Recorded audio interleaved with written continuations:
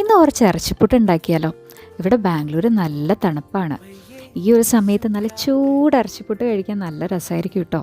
ഇന്ന് വീട്ടിലേക്ക് ഒരു ഗസ്റ്റും കൂടെ ഉണ്ട്. ആൾ ചില്ലറക്കാരനൊന്നല്ല, ആളൊരു സെലിബ്രിറ്റിയും കൂടിയാണ് കേട്ടോ.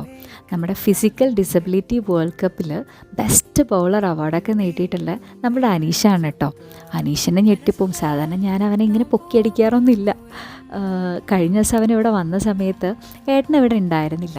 അപ്പോൾ പിന്നെ ഏട്ടൻ വരുന്ന സമയത്ത് തന്നെ നമ്മളെല്ലാവരും കൂടി ഒന്ന് കൂടാമെന്ന് വിചാരിച്ചു. അനീഷ് മാമ വരുന്നതുകൊണ്ട് തന്നെ ദേവൂട്ടി എന്നെ എല്ലാ കാര്യത്തിലും ഹെൽപ്പ് ചെയ്തു കേട്ടോ.